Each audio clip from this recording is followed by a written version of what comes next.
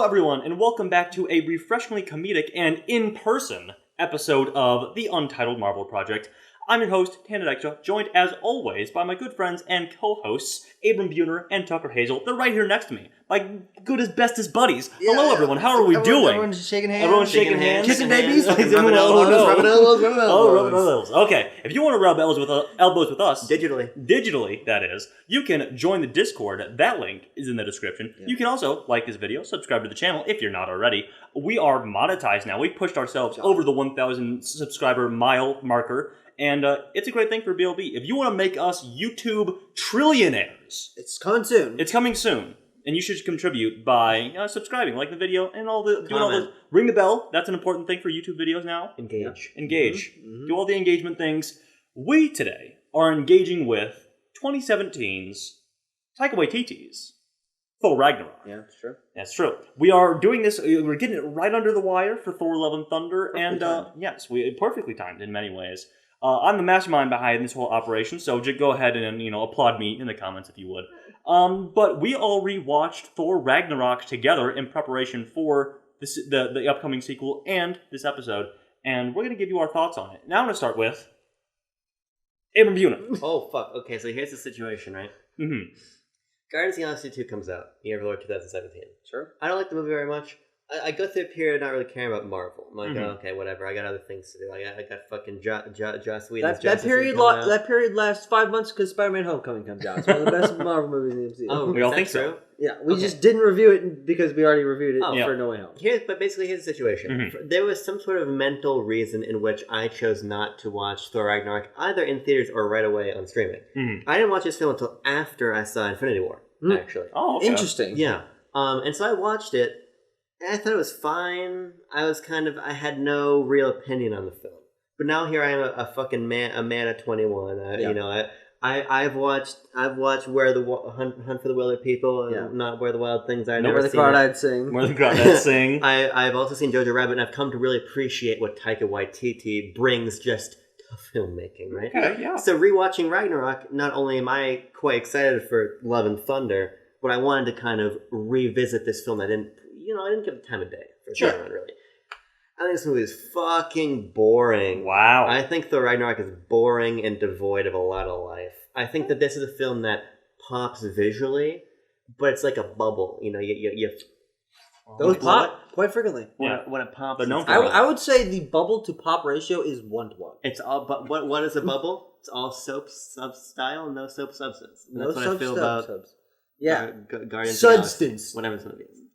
Tucker, could you speak a little bit to what you believe Thor Ragnarok has to offer in substance or has not left a lot? Yes, that's the joke I was making. There you go. Took you a second. These two knuckleheads. Now, good knuckles. Now, here's the thing.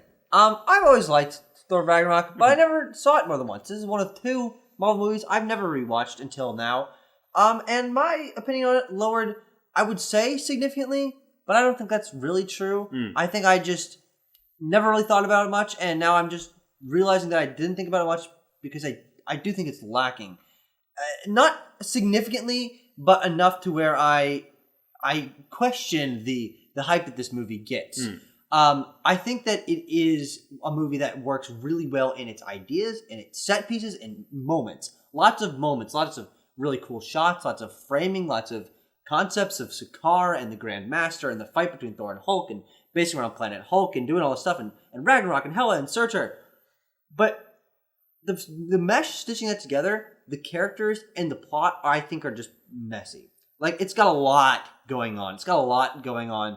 And as we're getting to the end of the movie, I'm like, yeah, I guess all this happened in this movie, but it kind of just feels like things pop in and out, and like, oh, we're right into the next thing. Mm-hmm. So I think it's okay. I think it's a good movie. Over the course of the discussion, I will decide how high I want to give a score of this movie or how low.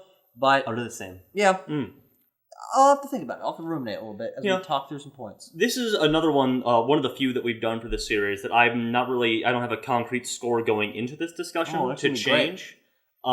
Thank you. No, I'm talking about 3 guys who don't really know where they stand on this movie. Well, hey, that'll make for an interesting discussion, maybe. But yeah, I find myself, as always, centrist as I am, falling with somewhere between you two.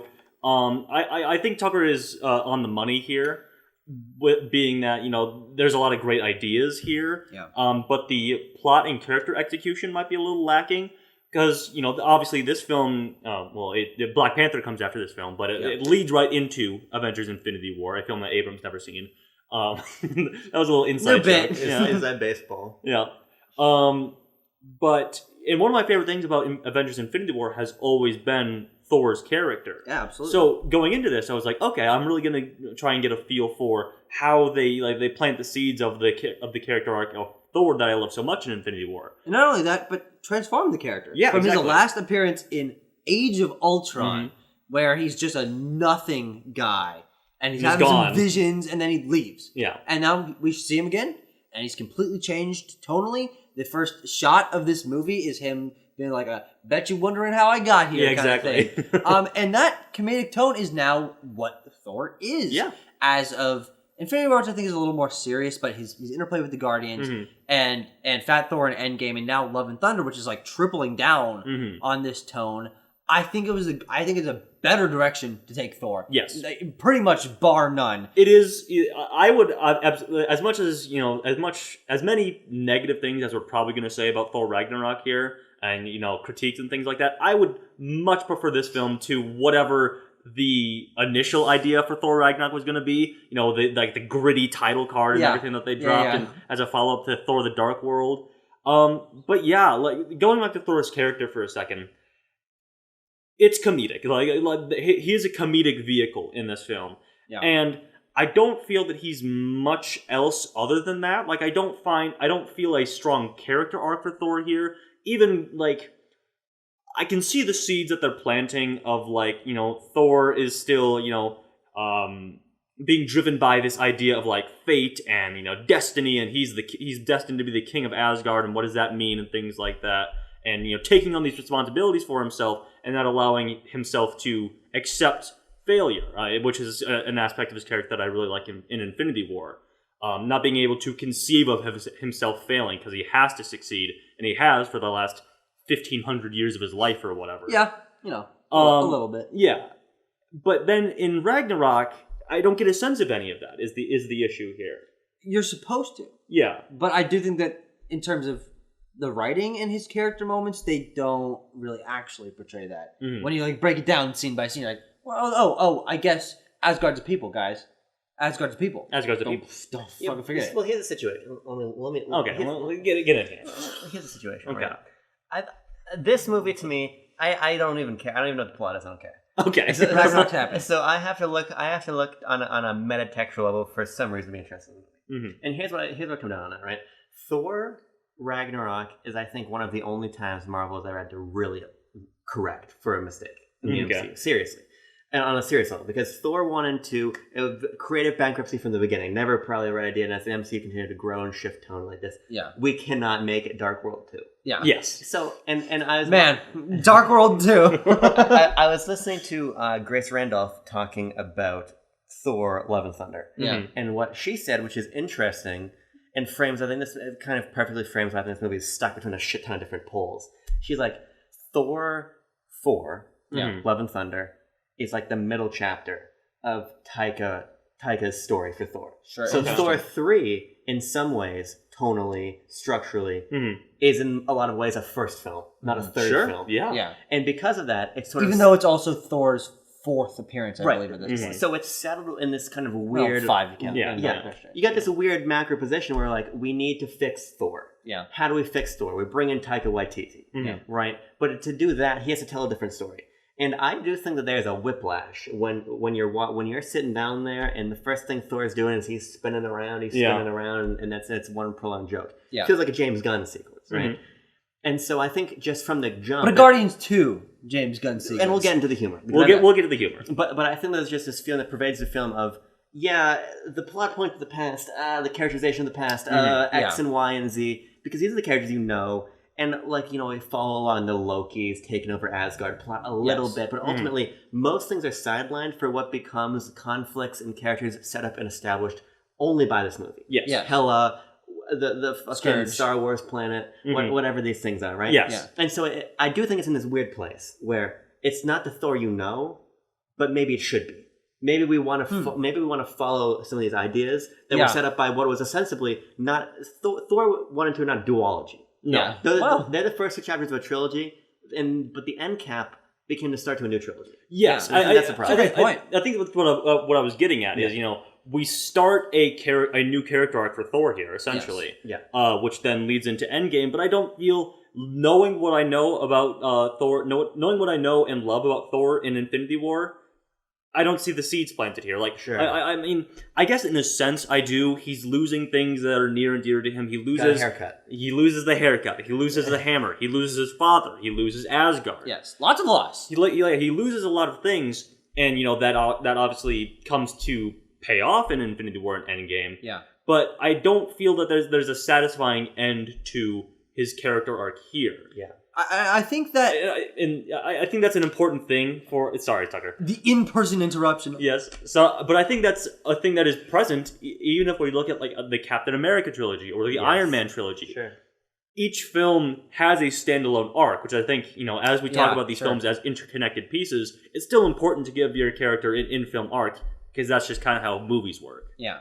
I think what's interesting about this film is I disagree that it shouldn't have been an end cap to those first 2 films, because even though it is weird that this kneecaps any potential that the first 2 films had in terms of what the tone in the world of Asgard and those characters were, I'll take Valkyrie and Korg and Meek and Sakaar and all of that much more than the Warriors 3 and Sif. They quickly kill off. They very quickly kill off. Yeah. Not Sif though. Not Sif. She's still out there somewhere. Well, we'll see. Actually, I believe she's in Love and Thunder. She's in Loki. It's a great point. Great point. Spoiler alert. Spoilers. Because I'm gonna watch that show. But I think that I don't know where I'm going with this. Yeah, I got interrupted. And, oh, sorry. Lost my train of thought. It's fine. Oh, okay. I mean, do we want to? Oh, I got it. Okay. We're hopping back on the train. All right, here we go. Is the stakes of this movie are there on a textual level. Mm-hmm. All this loss. He loses his dad, he loses Asgard, he loses his hammer. Thor is completely reframed in this in a way that I think is pretty interesting on a larger arc level. Like, he has been largely the same since Thor 1 to Age of Ultron. Like, you see that guy, sure, he learns teamwork. Kind of. Not really. But I think that it's the crazy high stakes that are not matched tonally by the comedy of this film. And it feels like it has to switch into serious mode in order for you to realize that these stakes are happening. Because Ragnarok is set up, end of the worlds, like this is the Norse god thing. But I never feel the impending doom because we're spending the entire movie on Sakaar until that final battle. I know Hela is there. I think she's very well acted by Cate Blanchett. I think the idea is very cool. But we never really see her. Except for she's killing off people. But it's like such a ridiculous killing off people of her just taking out everyone that I don't really ever feel like it's serious stakes. She kills Hogun and I'm like, there's no weight to it. I mean, I guess the weightiest thing that is at stake there on Asgard is Heimdall. Yeah. Which he's is off gallivanting around, being kind of a badass. Yeah, exactly. Like 3 scenes with it. Yeah. Yes, exactly. Short scenes. Toby, you bring up a great point in that, we're supposed to care about Ragnarok, the end of worlds. Thor's got to get back to Asgard to stop these things. But we don't spend enough time there, or weight there, or interest isn't there, our screen time isn't there to make it feel important. Yeah. And I think that the problem is that they want to do Ragnarok, which I think is a good idea for a Thor movie, and the end of Asgard and all of that. I think it's important to have, frankly. But they also want to do World War Hulk. Yes. And maybe World War Hulk is the more interesting part of this in terms of being a creative new direction for the MCU, a new direction for Thor. Maybe it's what Ragnarok works best with, and not the Ragnarok part, which is maybe more interesting for the Thor aspect of the movie. Yeah. And those two are kind of at odds in terms of screen time and not feeling the weight of Ragnarok, as we're saying. Yeah. The thinker over here. I just... Ragnarok, Hulk. All these words are flying around. Here's what I'm taken by, because you say... Surprisingly, says something very astonishing here. You're talking about this idea of like there being these stakes but you don't feel them. This kind of come back to comedy, right? Mm-hmm. To me, this movie is plagued by the fact that Taika Waititi made it. Okay. Right? And I think we ought to talk about this sort of style a little bit. Sure. Because, and I said this, we were having a long conversation about movies as we tend to do sometimes, right? And we were talking kind of about Taika Waititi being a creative voice that you feel. Yeah. Mm. I think you feel James Gunn's voice here. Okay. Sure. Yeah. And I think part of the problem is they say we're stuck between the poles. We got the Ragnarok, we got the fucking Planet Hulk, World War Hulk. I didn't read that fucking. Same thing. Don't Probably Planet Hulk, actually. Don't Yeah. ever care. Here's the situation, right? It's like it's all sort of in a patina of like what would be quirky or funny or what motivates an interesting interaction, right? Yeah. It feels like a lot of this is set up to like pay off the feeling of the movie. I feel like Ragnarok is far more of a movie about its vibes. Sure. It's one big vibe check opposed to a cogent narrative. And I think it comes from the fact that what's the antidote for Thor? Again, it comes back fundamental issue with Thor. What's the antidote for Thor? Mm-hmm. Do what already worked.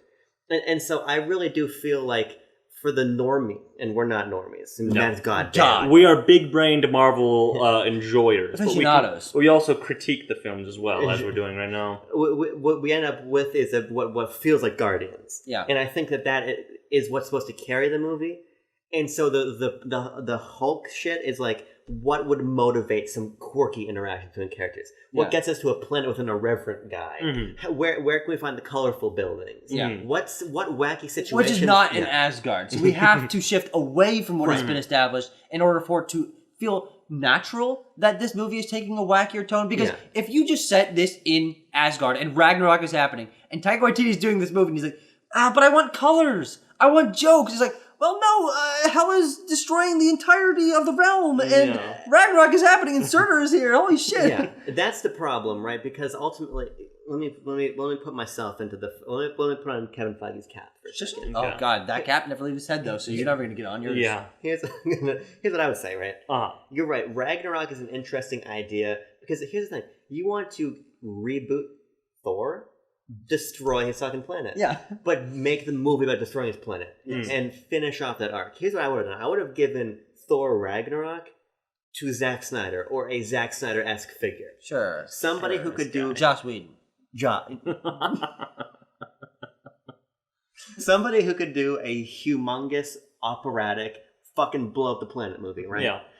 And then you have the opportunity for Taika to come in and say, what if we put Thor on the fucking big planet? What if in the fucking DreamWorks robots world, right? Yeah. And or all these colorful buildings and all these quirky happenings. Yeah. But because you don't do that, it really does feel like, oh, Taika Waititi is directing this movie. Taika Waititi, as you're saying, can't do the dark and fucking dour Heimdall hunting guys in the forest movie. He has to do as per his style. Yeah. Even though I think it's a little bit reductive because films like Jojo Rabbit do have a much more serious slant to them. Mm-hmm. Yeah. But he needs that story. So Yeah. it becomes a fusion of things that I think on a meta level serve a function that doesn't serve the characters in the narrative. I think you're right, Abram. You know, and we talked about even last week with Guardians, you guys talked about how it was maybe the worst offender of undercutting serious moments with comedy, and I think that is it's ever present here as well. That's even more true. I don't think it stings as much for me personally. Yeah, because I'm maybe more invested in the Guardians characters because I love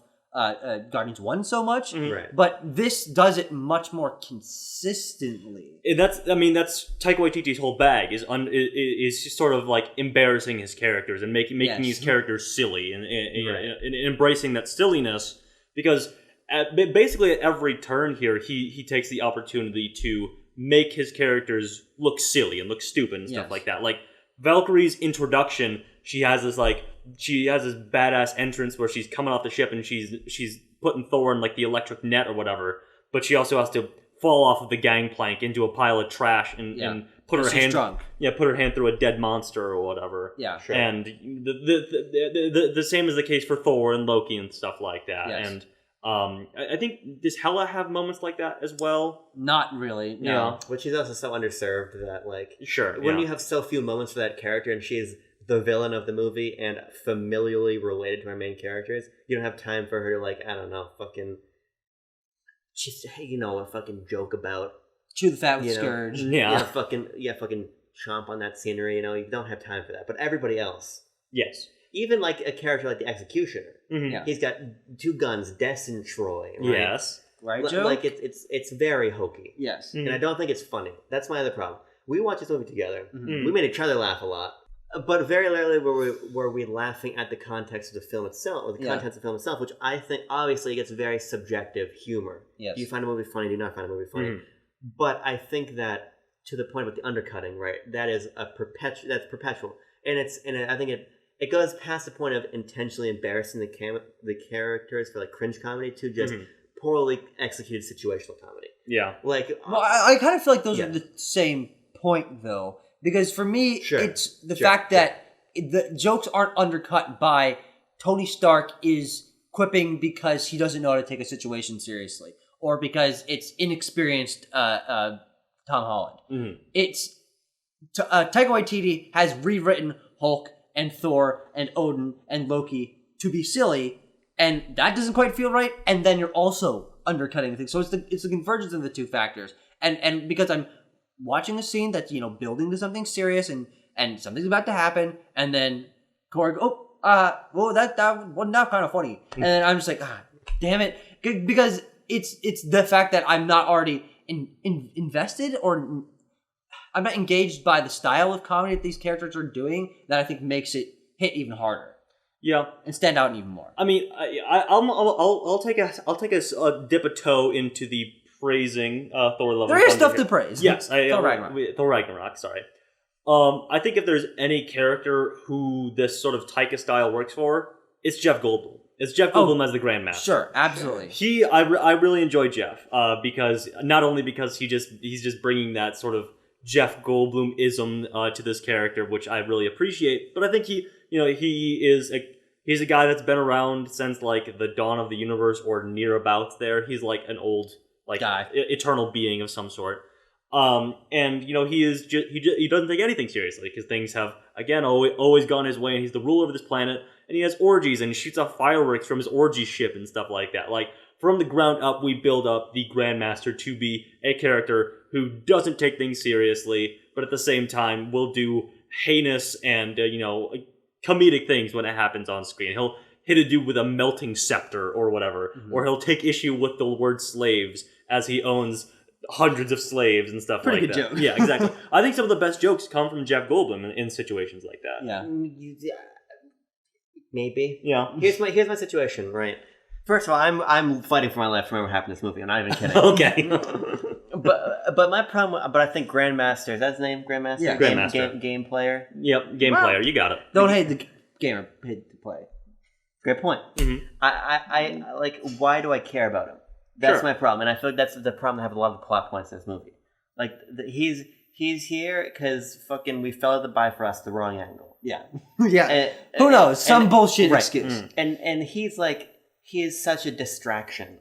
He's here to facilitate the Hulk and Thor meeting. Hulk and Thor meeting. And then he doesn't really matter. And involving Loki and right. Valkyrie. And like we see him vaporize that guy into like a fucking pile of sludge, but I'm supposed to really think that he's this fucking evil tyrannical guy. Now, obviously, I get it. He's running basically like a illegal prison gambling slavery racket, right? Yeah. But he's basically just here to go like, ooh, tee-hee, and things like that. Yes. And again, like Hela, I think in the few scenes that he gets. So like when he gets his comeuppance at the end of the movie, I don't care. Sure. When he's on screen, I don't care beyond. It's kind of funny that he doesn't like to use the word slaves. But beyond that, he's not imposing to me. He doesn't leave much of a presence. It's Jeff Goldblum. I get it. It honestly feels like a bit part that's bigger than a bit part. Okay, yeah, That's sure. No, that's a good point. He is the B villain of this movie because he's not a B though. No, he's a Jeff Goldblum. S. That's The Fly. He was in that. But Jesus Christ, That was a good one.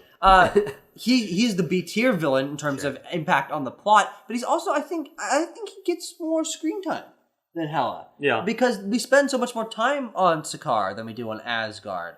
But he does feel like a Jeff Goldblum part, Jeff Goldblum side part. And you're right that because he's around like slightly maybe more than you would have wanted for him to just be a bit part, that I would have wanted him to have more of a presence, but I also do think that him being this ridiculous character works for the tone of Sakaar. So he's not my problem with this movie at all. And Jeff Goldblum is doing the Jeff Goldblum thing, and it's in an MCU movie, and he's not even hiding. Like, his sense of humor, he's not hiding his mannerisms, his Jeff Goldblum accent. It's all there. It's like not even a character. He just had like a little bit of face paint on. No, you're right. It's not my problem with the movie either, but it's also hashtag not my Thor Ragnarok positive. The way it is for Tanner, right? Okay, gotcha. But I feel like a lot of this movie is just like net neutral things that happen. Okay, sure. So let's pivot a little bit into Thor and Hulk. Okay, yeah, sure. Right. Here's the problem. You take probably, in my opinion, maybe in contention for bottom two least interesting Avengers, right? Yes. You put them on the planet together, and then they have no real relationship here. Yes. There's the start of it. There's that scene where we got this idea of like, oh, Bruce is like not as useful to people as Hulk. Yes. Yeah. That's an interesting concept. And this idea that they're not really friends, they're developing a friendship, but that doesn't really go anywhere. We never really need to see Bruce Banner reconcile the fact that, okay, I've just been saved, but I'm really being saved to be used, and now we're going to Asgard. He really does feel like he's there, again, for moments. For us fighting the gladiatorial arena, and then us have the moment where, hey, Tessa Thompson, you want to know who I am? A ka-chunk, fall down into the Bifrost and splat, and fight the big old dog, right? Yeah. It doesn't, to your point, Tanner, I think the film has a lack of characterization, meaningful characterization. So while we strike at these ideas of relationship, Thor is there to fucking show his asshole and throw the rubber ball at the wall, right? And I just don't think he serves more of a function that on a real material level. We strike at it, but almost that strike almost makes me more disappointed because it would have been so interesting to see his relationship between Banner and the Hulk, and then Banner and Thor, and then Thor and the Hulk. Yes. And then what Thor wants out of Banner and the Hulk. Yeah, a little bit more than that. Well, they make a joke about that. There's the joke of like, oh no, I hate Hulk, or I hate Banner. He's science and numbers and stuff. That's boring. I like Hulk. And then what's Bruce Banner? He's like, oh, I hate the Hulk. Smash, smash, smash. I like you, Banner, the smart one. But yeah, I mean, there's not really meaning backing that up. Right. Like the only sense you get there is that Thor is manipulating Bruce Banner and Hulk. Yes, absolutely. Yeah. I think what's interesting is what I started with this. My thoughts on this movie is that it's great in its moments. I think individually, basically every sequence in terms of concept and in most cases execution, the involvement of Hulk and Thor and their relationship is good. I think this is one of the most interesting things that ever has been done with the Hulk in the MCU, and the fact that we do have to deal with, even in just fleeting moments, the fact that Banner has been suppressed for 2 years, and he's like, I didn't know that was possible. I felt like I was locked in the trunk for 2 years, and he realizing that he doesn't feel useful when he's not the Hulk, and then maybe the Hulk can be a little more smarter and more smarter. Jesus Christ, I'm turning into a Hulk myself. Exactly, but that these characters have all these moments, and they're planted throughout, and I think they're carried throughout reasonably, but it's really only when I'm watching this scene and not thinking about the fact that we didn't get like a build to this moment. And there's not really payoff because Thor and Hulk don't really come together until Endgame, I guess. But then that's not really paid off too much. Like the moments with all of these characters, it is this sequence. Oh, okay, yeah, I like that. I like that sequence in concept. But then they aren't threaded together in a way that feels compelling to me or very natural. Yeah. I mean, if we want to talk about individual sequences that were okay. Well, if I want to talk about let's talk about it. Okay, let's talk about Tucker. I'm just gonna rattle off some. Welcome back to Untitled Marvel Project. I'm Tucker Hazel. Hey, I'm Extra. But if we're talking about scenes that work well individually, I wrote a couple of them down that I think do work on their own, and I do quite enjoy. And when I think back to this film, this is what I remember. I like Thor meeting Doctor Strange. I think I've heard that happen. Bringing these two characters together, I think it's a really interesting thing.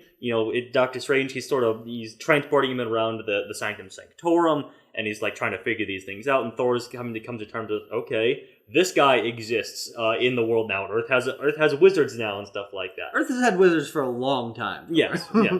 But I think it's a good scene. I think I just enjoy that in concept. But I see you pursing your lips. Well, I'm pursing because I agree, but I don't think I should. Okay. Because it isn't well Feels implemented. wrong. It isn't well implemented. No, into it the is story. just. It is. Hey, we got the new character. Exactly, Let's it's make that. sure people remember him. And frankly, considering it took us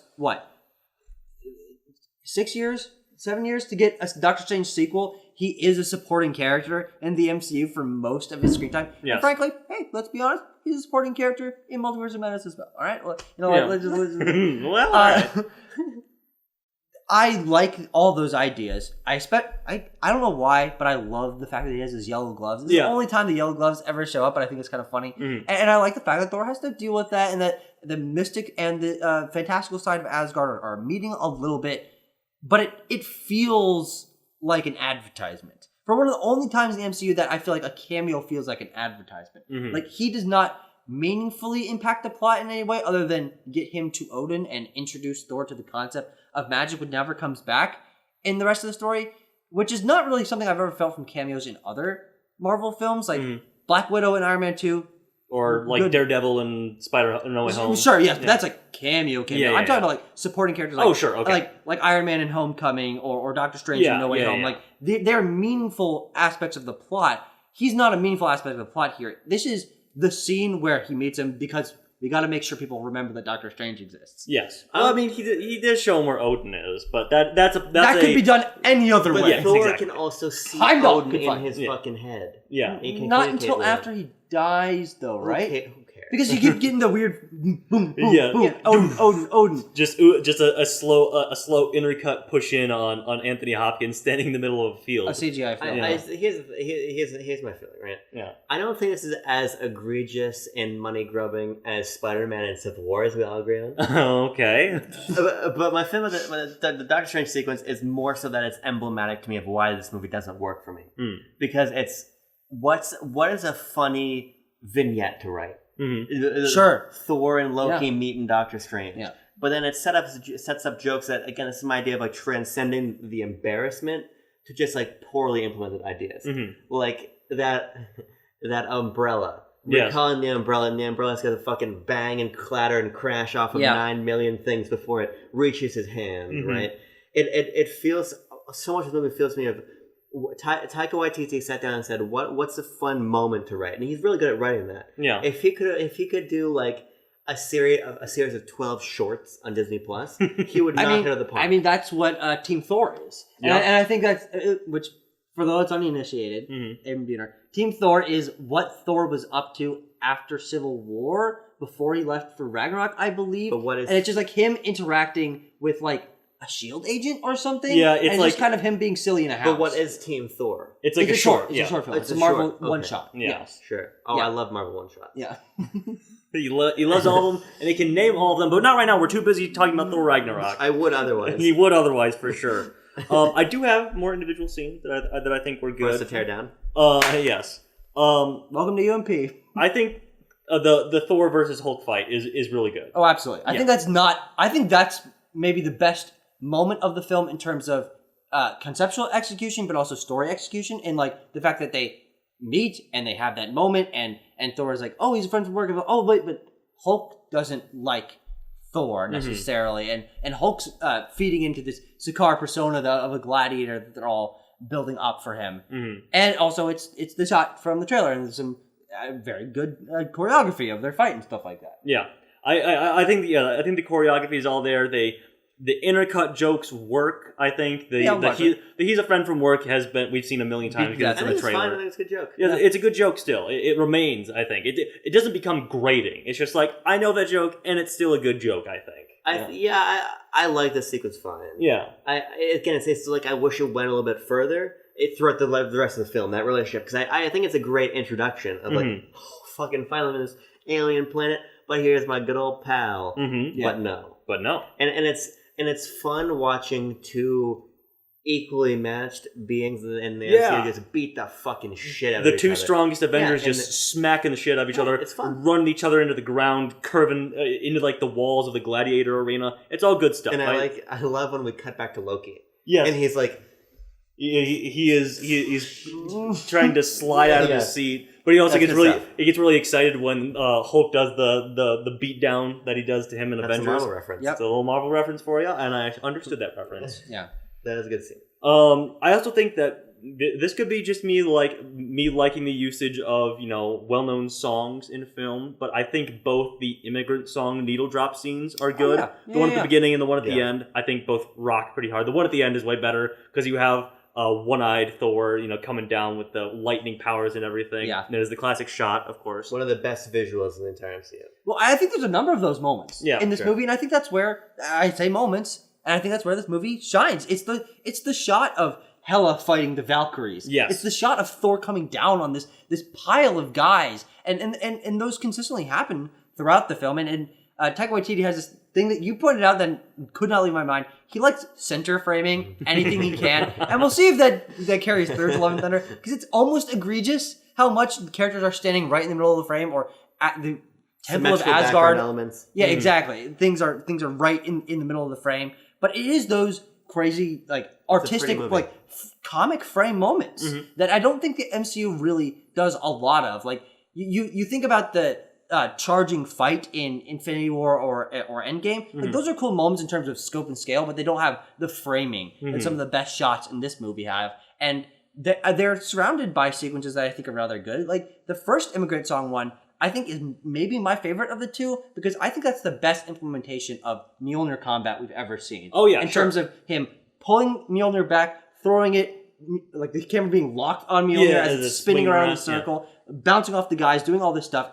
Mjolnir's flying around him as he's punching the ones that make it through. Like that's what the combat in the first two Thor movies should have been, and we never got. We got Mjolnir going through a portal. Yeah, fights a frost giant. I like the thing in Thor 2 where they're going through all the different realms and it's like flying into space and has to turn around and stuff like that. Yeah, that's neat. But this is way better. Yes, it absolutely is. I just like the part where he puts it in the dragon's mouth. Yeah, that was the dragon can't move.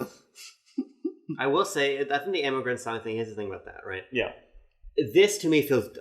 This is one of those things to me that feels too James Gum. Oh, okay. Sure. Right? Okay, yeah. Now here's the thing. I think Immigrant Song is fucking hot take here. Great song. No. Oh, okay. And I think it's used very well. Just one of the most respected rock songs of all time by one of, if not the most respected rock band of all time. Yeah. But I think it just Death metal. Jeff Leber. Led Zeppelin. Yeah. I think it really does. It really does feel like this is a beat in a style we've seen before. And I'll be very curious to see with Love and Thunder if we deviate at all. Because I don't think so either. But I really do think. I think that there's this weird situation where two very distinct filmmakers, James Gunn and Taika Waititi, were given the task of making very similar subject matter. Sure. Yeah. Execution films. This the Thor Ragnarok thing lines up perfectly with Kevin Feige or other producers at Marvel Studios being like, Guardians worked really, really well. People liked it. Yes. Make a movie like that. Make Thor like that. It's what I think it's what people think David Ayer's Suicide Squad is to Guardians. Now it's the quality of disparity is nowhere near as vast. But this I agree with you, Tanya. It literally is. Let's just do this. Again. Yeah, and I think that's the most obvious. That's most obvious because Sakaar is a Guardians planet. It is the seedy wretches of space with these wacky characters, that are prisoners and scumbags, and everyone's kind of wiling each other. You expect to see Rocket and Groot fucking waddle out of the background, weaseling someone for credits. But that's not Valkyrie. Exactly. But that's not what Thor is. I think the reason why I still like this tone. I like Sakaar. I like all these locations and these wacky characters and stuff. But you put Thor in there, it's not necessarily Thor as much anymore, because what made Thor distinct was the regalness of Asgard and the ties to mythology. Sakaar is a comics location. Yeah. It's not a Norse mythology location. It's a pirate slaver planet or whatever. Yeah. Exactly, and I think maybe in some way it would have been better in terms of tying it into just Thor if this was, totally it can be Sakaar, it can be Grandmaster if he's reframed to be a character from Norse mythology. If this is just one of the other realms that we haven't visited yet. Here's my thing. This is something that occurred to me while watching this film, and I think something that I've thought about frequently whenever we get a Thor movie is, so Asgard, is it just the city? Is the whole realm just the city? Like, you could make... There's like forest around it. Exactly. Mountains We see how Heimdall what forest. what if we see, like, what if Sakaar was, like, the seedy underbelly that is the rest of fucking Asgard, that isn't the royal city, that where Thor and Odin... I mean, considering we've got fucking 9 realms to choose from, I'd just say we sure, place it the other ones. But also, if we want to, have Ragnarok, the destruction of Asgard have a little bit of weight, strand them on Asgard, put them on the other side of the planet or whatever Asgard is, and it's still going to be destroyed. But they have to get out of the clutches of the Grand Master, who is controlling the city on the other side of Asgard, instead of us being completely disconnected from the goings on in the city of Asgard. Yeah. The other thing is or just do it like this, but have it be closer in terms of like Gladiator or something. Because I feel like Taika Waititi does comedy really well, but he can also make a good fucking drama. Yeah. Like, he makes good dramas. Yeah. And Next School Wins coming out this year. Yeah, everyone get hyped. But like that DNA is largely subsumed. Like, absolutely. You could have him do a visually fun Guardians-esque locale, but there's a little bit more of a soul to it. I think Taika Waititi, you fucking look at him and like, that's a soulful gentleman, right? I agree. And I don't know if that comes through here, because I do think this movie does feel like let's take the name, let's funnel him in a direction. Sure. One of my main hopes for Love and Thunder, I would now rewatch this, is for there to be a little bit more under the surface there, because I know Taika. We're like his disappointed fathers here. We're speaking to the camera. We know him on a first name basis, right? I hope that a little bit more of that chutzpah is in Love and Thunder. You know what I mean? We'll wait and see, of course. Usually with these things we talk about like side characters and stuff like that, but I think we kind of addressed that in that Taika Waititi uses them for comedic effect, but like there's one I want to talk about. There's one you talk about. Okay. My favorite character. Jump right in. Heimdall. Okay. Oh yeah. I really, because here's the situation, right? I made a awful analogy to a film nobody has seen, the Daniel Craig World War II movie. I don't even remember what it's called now. Defiance. Yes. Defiance. In which I really like this idea of like the fucking this Heimdall is the last line of defense here for these people. And he's the last character we recognize. and what about Zachary Levi? He dies. But like I love these scenes of him like shepherding Asgardians through the forest, or when they're running, like, oh fuck, we're about to get killed by the Lord of the Rings elves. Yep. Yeah. And then he jumps out and is like, damn, I gotta kill all of these guys, right? Come with me. And there's not a lot of that, but this sort of desperate struggle is really cool. Because I've always thought Heimdall's a fucking badass, and now we're seeing him shepherd people around like back alleyways of Asgard and everything. And it actually provided a little bit of those stakes for me, Tucker. Yes, exactly. In those moments when we're cutting back to we're having fucking telepathic conversations with Heimdall, I love that stuff. And again, it comes back to a question of focus. Because if that movie was just Ragnarok and Asgard, and if we had gotten an entire B plot line of Heimdall protecting people in the woods in the back alleys, this movie would have been a lot more interesting to me. Yeah. I think he really does steal those scenes, few as they are. Yeah, I think the other balance for me in terms of that side of the coin of stakes and character development is Valkyrie, who I think toes the line between having those wacky moments but also being an interesting character in terms of her place, because she's the connection between Asgard and Sakaar. She's a scrapper, she captures champions, she brings them to Grand Master, but she's doing it because she wants to be entirely divorced from Asgard, because Hela killed the entire legion of Valkyries, and she's the last of her kind, and she's just drinking away her days because the Asgardian blood in her, she's not going to die for fucking ever. Yeah. And the moments that we see of Loki like unlocking her memories and I think her arc from being this push-off scrapper who's just drinking her life away to like realizing she does have a hero still in her, I think is one of the most interesting, probably the most complete character arc in the film. Yeah. Actually. Yeah, honestly, and I'm really interested to see how she's involved in Love and Thunder, but I also like the fact that, as we'll talk about with Endgame, like she's a part of this world in not a huge way, but I think she's a really interesting supporting character. I think she's the perfect level of interesting character. I think Tessa Thompson does a very good job I agree. in this role. And it's just her role, her position in all this, I find very fascinating. And she's gonna find her queen on Thursday. She's gonna find a queen. We'll hope so. Well, we'll see. We'll find out. Apparently, it doesn't happen. Apparently, it doesn't Yeah. happen. We could be proven. Abram could be feeding us false information this whole That's time. time to do. That's Yeah, been I happening more since you arrived here. Yeah. I haven't even watched Thor Experience. Ragnarok. What? But yeah, I mean, like, I want to bring up like Loki and talk about his connection to Thor and stuff in this movie, but like, I think even then he's really, you know, he suffers that thing of like, Loki is like this guy who used to be a villain in the MCU, so now he is ripe for the, let's embarrass him, let's make him fall for 30 minutes, Yeah. let's have him get help and stuff like that. Mm-hmm. And I tried to like pick out, you know, like, this is the emotional moment between Thor and Loki that will tie into, you know, why he's really sad when he dies in Infinity War, but I mean, Well, I think what it is that like sort of lets me set that up is not emotional moments, but is more bond moments. I think they have more brotherly discussions here and moments where they're just hanging out together, not trying to beat each other up than obviously any of the other movies they've been in together. And up to this point, any other movie that Loki has been in. Yeah.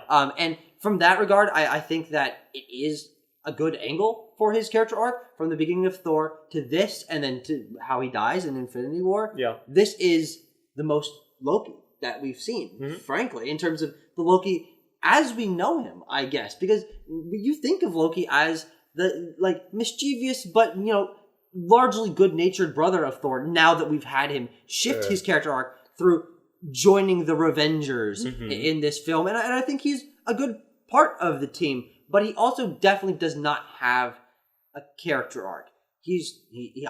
I like him having the fake throne of Asgard, doing the fucking plays. I think that's another great moment that Taika Waititi wrote. I do set like up. the thing of him, of like Thor grabbing the back of his head and being like, "Stop your fucking bullshit," and then turn back into Loki. Yeah. Yeah. Yeah, but his arc is that I guess he realizes that he can do good. Yeah. Maybe.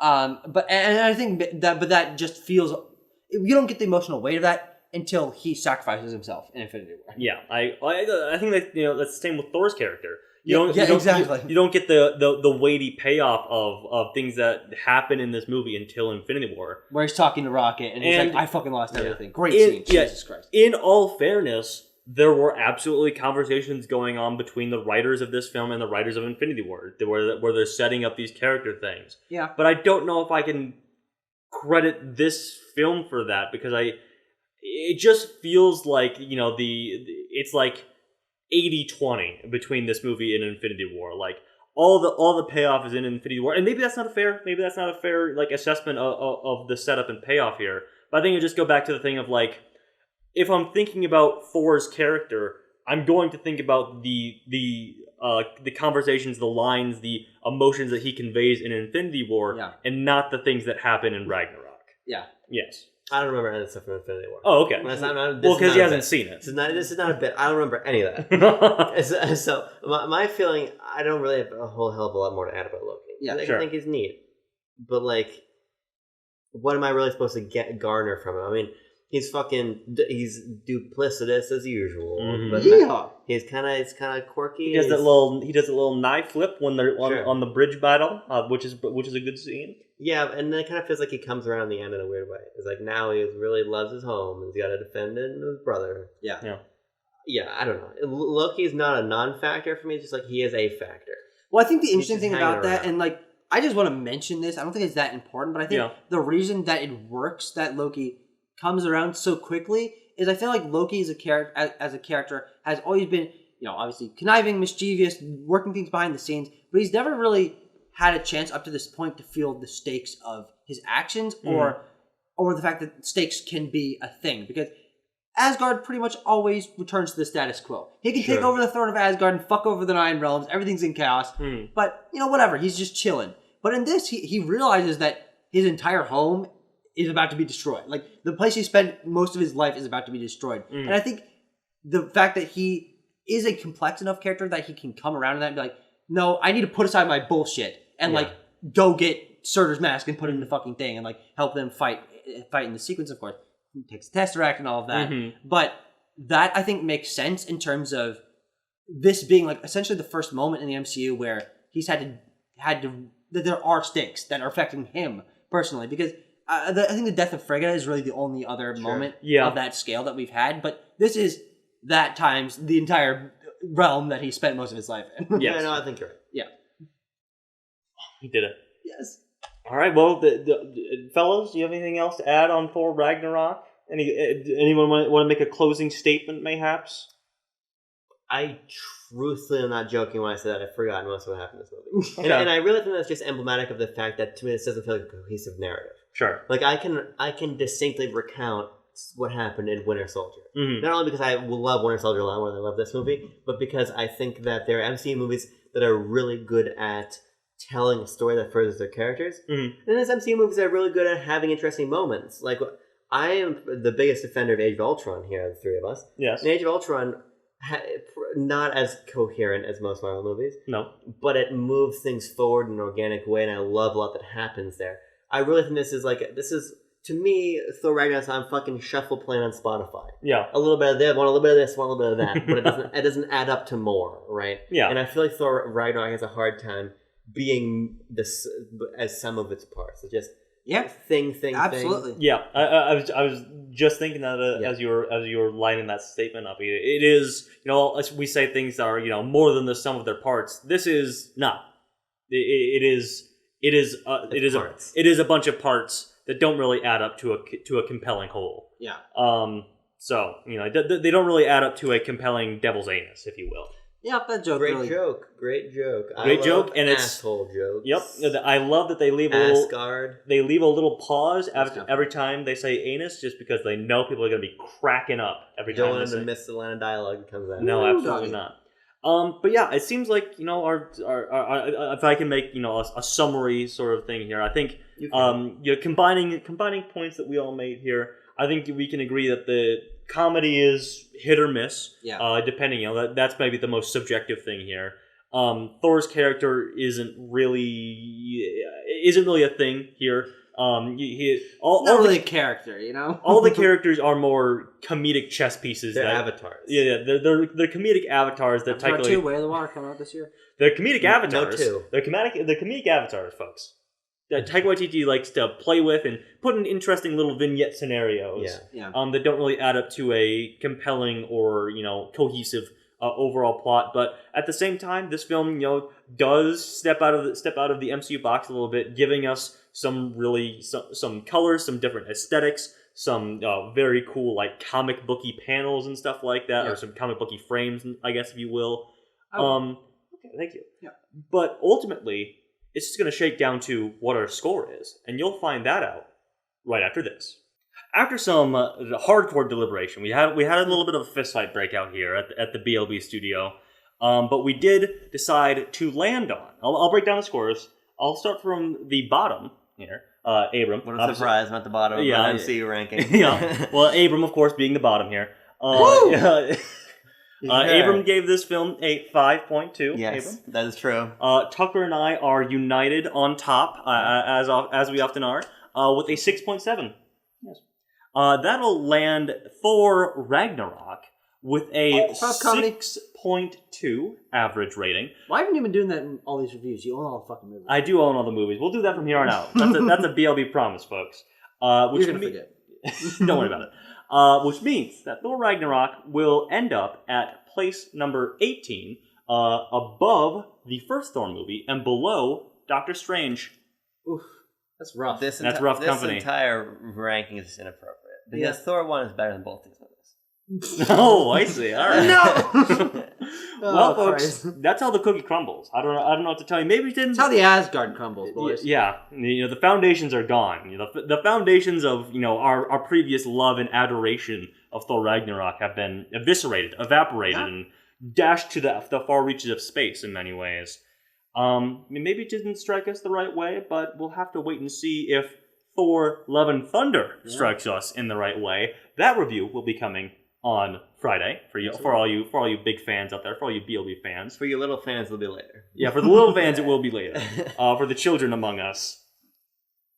And the video. And no. Sorry, our brains have been poisoned, haven't they? Just by those memes. What else is there to say? What else is today?